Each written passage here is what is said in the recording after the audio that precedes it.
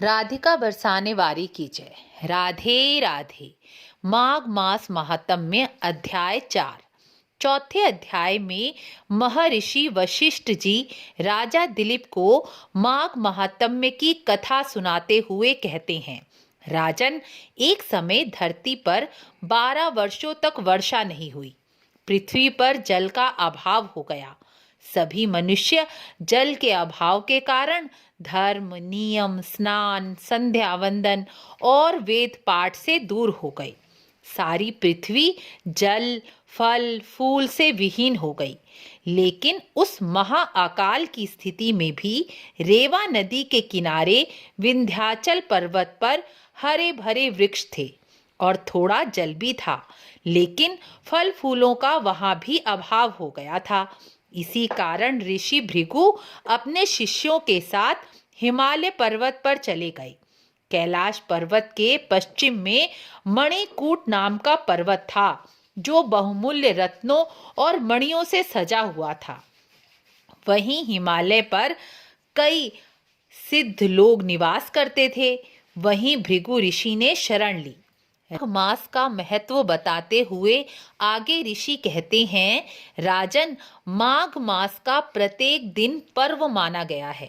इसलिए मनुष्य को जितने दिन हो सके स्नान अवश्य ही करना चाहिए।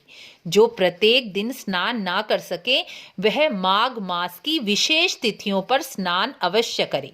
जैसे माघ मास की दोनों चतुर्थी तिथि, अष्टमी तिथि, एकादशी तिथि, त्रयोदशी तिथि और अमावस्या, अंतिम तिथि माघी पूर्णिमा को स्नान अवश्य ही करना चाहिए।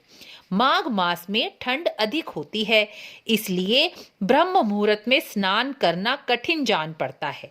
इसलिए माघ मास में स्नान को ही तप कहा गया है। इसलिए सुबह 7:15 तक स्नान अवश्य ही कर लेना चाहिए। इससे भी माघ स्नान का फल प्राप्त हो जाता है, क्योंकि सर्दियों में सूर्योदय देर से होता है। माघ स्नान ना कर सके तो माघ मास महात्म्य की कथा अवश्य सुने।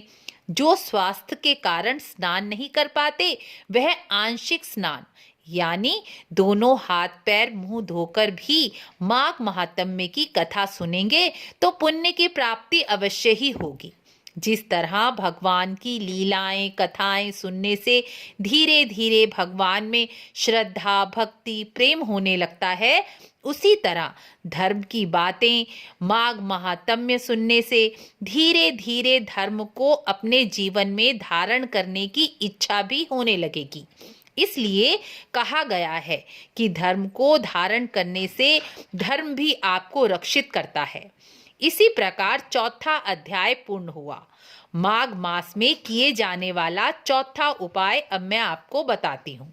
माघ मास में जो बीमारी के कारण स्नान नहीं कर पाते वह भगवान के नाम जप से अपनी शुद्धि करें, क्योंकि माघ मास में जप, खासकर भगवान के नाम जप को बहुत महत्व दिया गया है। नाम जप से ही सारी शुद्धि हो जाएगी। माघ महात्म्य की कथा सुने तो शारीरिक लाभ अवश्य होगा। बीमारी से दुखी लोग सूखा नारियल ऊपर से काटकर उसमें आटा, चीनी, काला तिल डालकर नारियल को भर दें और अपने ऊपर से वार कर किसी पीपल वृक्ष के नीचे आधा दबा दें। माघ मास की अमावस्या को यह उपाय करने से शारीरिक कष्ट नष्ट हो जाते हैं। आपको वीडियो अच्छी लगी हो तो लाइक शेयर अवश्य करें। मिलते हैं अगले अध्याय में। राधे राधे।